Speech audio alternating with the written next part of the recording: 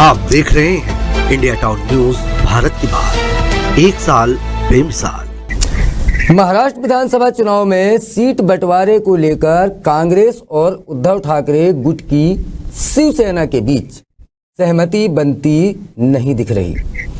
दोनों पार्टियों ने गतिरोध खत्म करने के लिए एनसीपी एसपी यानी शरद पवार गुट के चीफ शरद पवार से संपर्क किया है। महाराष्ट्र विधानसभा चुनाव 2024 में भाजपा ने 99 सीटों पर उम्मीदवार उतार दिए। कांग्रेस, शिवसेना, यूबीटी और शरद पवार एनसीपी के बीच सीट शेयरिंग का पेच फंसने के कारण उम्मीदवारों की सूची अटकी हुई है। नमस्कार, मैं हूं मयंक तिवारी और आप मेरे साथ देख रहे हैं इंडिया टॉप न्यूज यानी ITN। महाराष्ट्र विधानसभा चुनाव की मुनादी हो चुकी है। भाजपा ने अपनी पहली कैंडिडेट लिस्ट जारी कर दी है, लेकिन MBA में अब तक सीट बंटवारे का फार्मूला तय नहीं हो पा रहा है। MBA यानी महाविकास अघाड़ी में सीट शेयरिंग को लेकर कांग्रेस और उद्धव ठाकरे की शिवसेना के बीच तलवार खिंच गई है। महाराष्ट्र की कुछ सीटें ऐसी हैं जिसे लेकर शिवसेना और कांग्रेस आमने सामने हैं। कांग्रेस के भीतर बैठकों का दौर जारी है, मगर बात अब तक नहीं बन पाई है।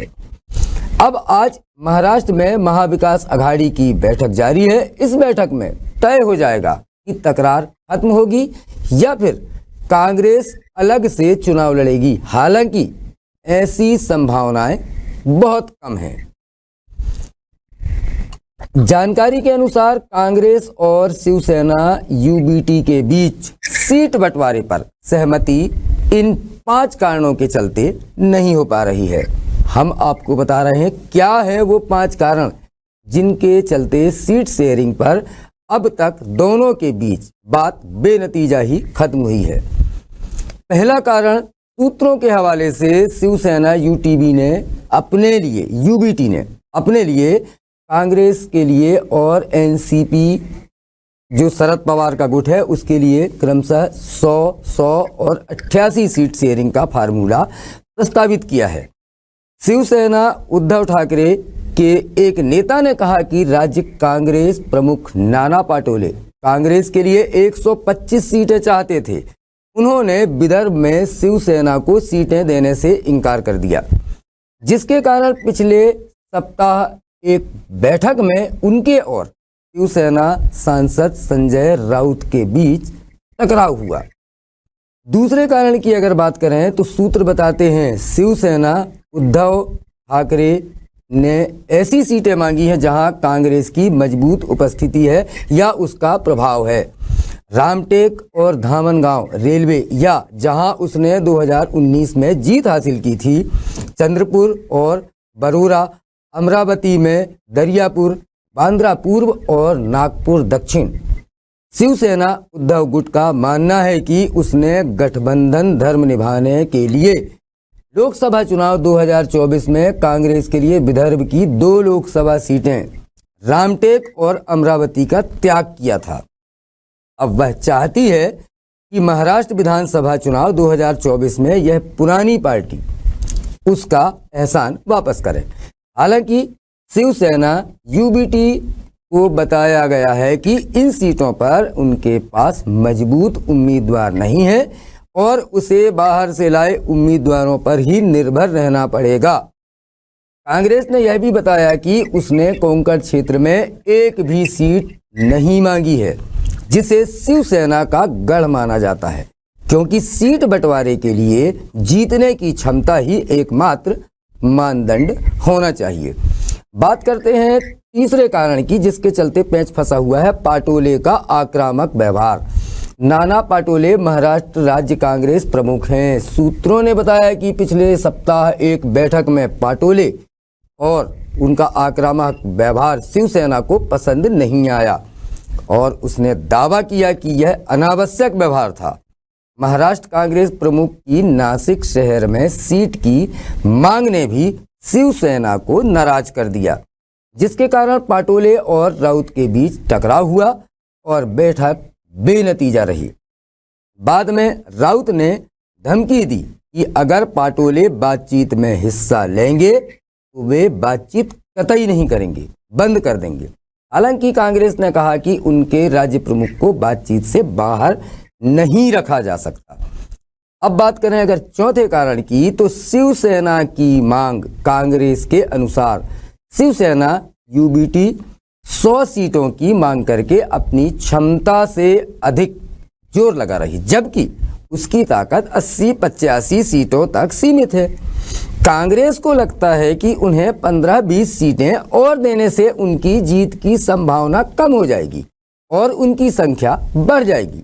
वहीं पांचवें कारण की अगर बात करें तो मातोश्री बैठक। कांग्रेस का दावा है कि रविवार को उद्धव ठाकरे द्वारा अपने आवास पर बुलाई गई तत्काल बैठक से यह अचंभित रह गई, जिसके कारण उसे अपनी केंद्रीय चुनाव समिति की बैठक रद्द करनी पड़ी। उसने महाराष्ट्र के अपने नेतृत्व से दिल्ली में ही रहने को कहा, जिससे 2 दिनों तक सीटों के बंटवारे पर बातचीत की संभावना लगभग खत्म हो गई। अब इस पूरे महाराष्ट्र में जो दांव पेच चल रहे हैं, उस पूरे मामले पर चर्चा करने के लिए मेरे साथ 2 खास मेहमान जुड़े हुए हैं। राजनीतिक विश्लेषक राजकुमार पांडे जी और मेरे साथ महाराष्ट्र मामलों के जानकार कमर घोष जी जुड़े हुए हैं। सबसे पहले चलते हैं कमर घोष के पास। कमर जी, आप बताइए कि ये जो दिक्कतें आ रही हैं, ये कहाँ आ रही हैं महाविकास आघाड़ी को? देखिए तिवारी जी, दरअसल महाविकास आघाड़ी में करीब 15 सीटों पर कांग्रेस और शिवसेना के बीच पेच फंसा हुआ है। इनमें से 3 सीटें मुंबई और 12 पूर्वी विदर्भ की है।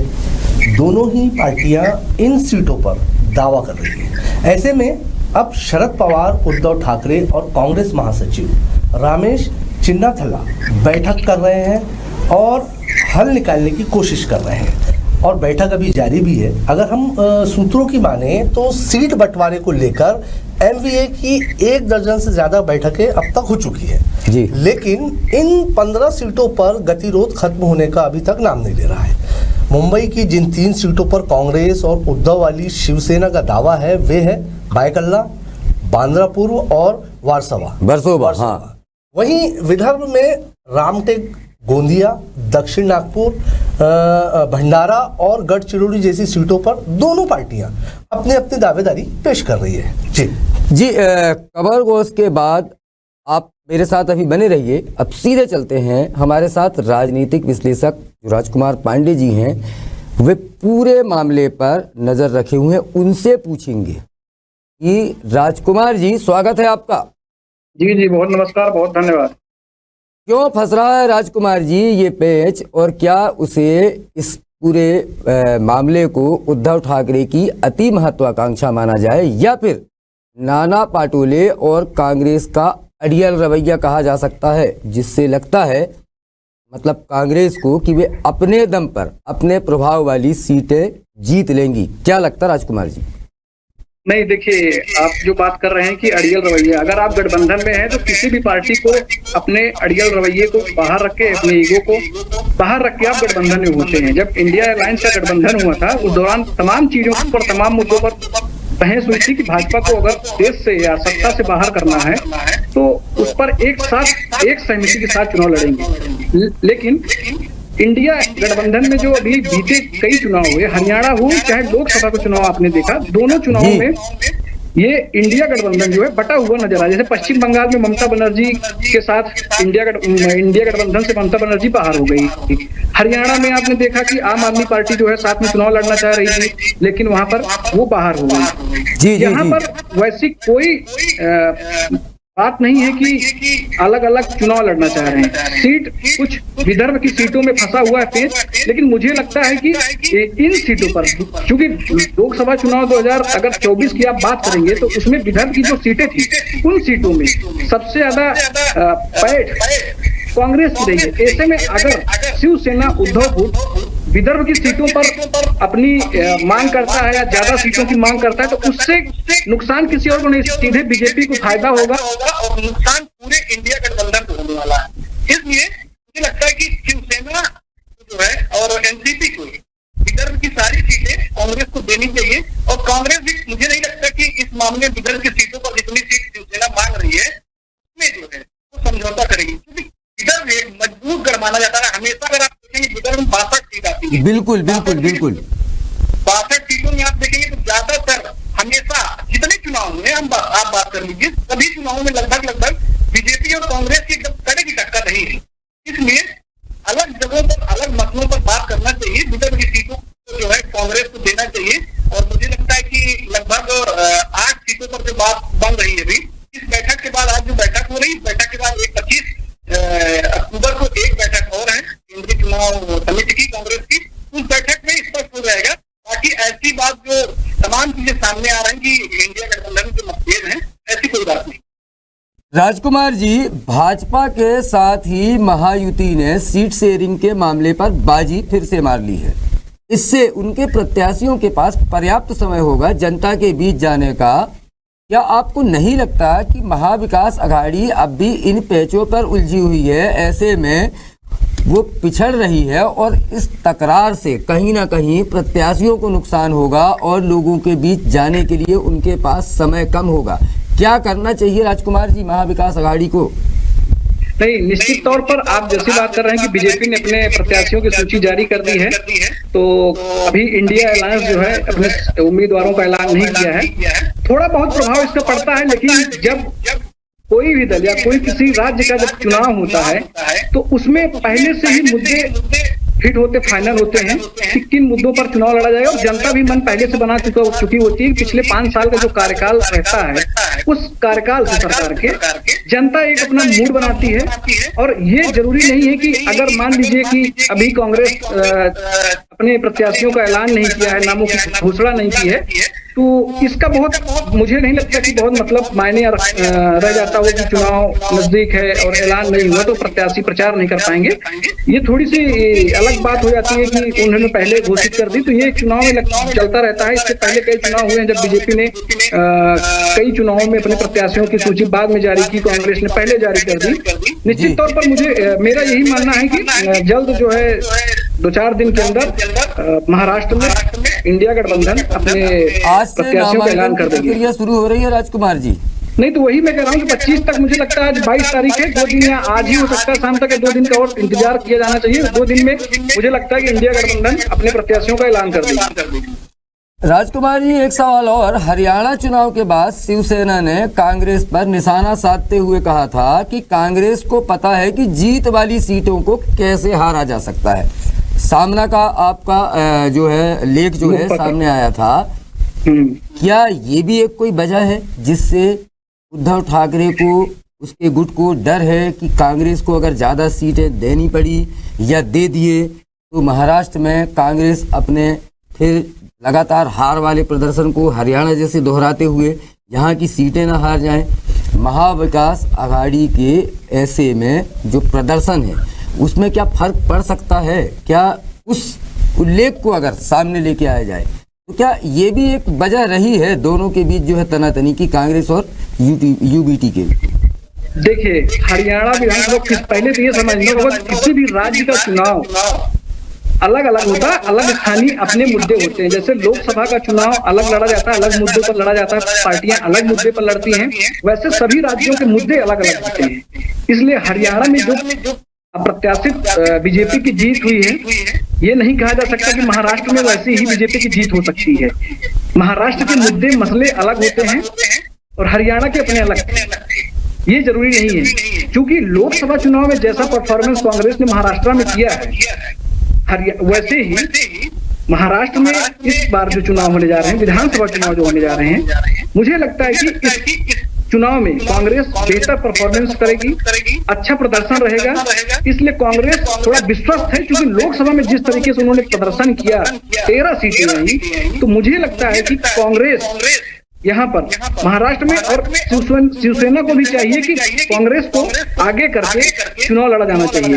एनसीपी भी उसमें है, एनसीपी भी अलग अलग सीटों पर उसकी अपनी मांग है, अपनी पैठ है उनकी। समाजवादी पार्टी की अपनी अलग पैठ है कुछ सीटों पर, और कांग्रेस क्योंकि एक राष्ट्रीय पार्टी है, ये शिवसेना को समझना होगा। क्योंकि शिवसेना पहले अलग थी, अब शिवसेना 2 गुटों में जब बटी तो शिवसेना थोड़ा सा लोकसभा चुनाव के बाद शिवसेना कमजोर हुई है। आपने देखा होगा कि लोकसभा चुनाव के पहले शिवसेना उद्धव ठाकरे के जो गुट था वो मजबूत स्थिति में दिख रही थी, लेकिन जब रिजल्ट आया उसके विपरीत, शिवसेना के विपरीत जब रिजल्ट आया तो आप देखिए कि कांग्रेस, जहां शिवसेना पहले महाराष्ट्र में बड़े भाई की भूमिका में नजर आ रही थी इंडिया गठबंधन में, और वहीं पर अब उसके बाद जो लोकसभा का परिणाम आया उसमें आप देखेंगे तो कांग्रेस बड़े भाई की भूमिका में नजर आ रही है। इसलिए इस विधानसभा चुनाव में मुझे लगता है कि कांग्रेस अच्छा प्रदर्शन करेगी और इंडिया गठबंधन भी अच्छा प्रदर्शन करेगा।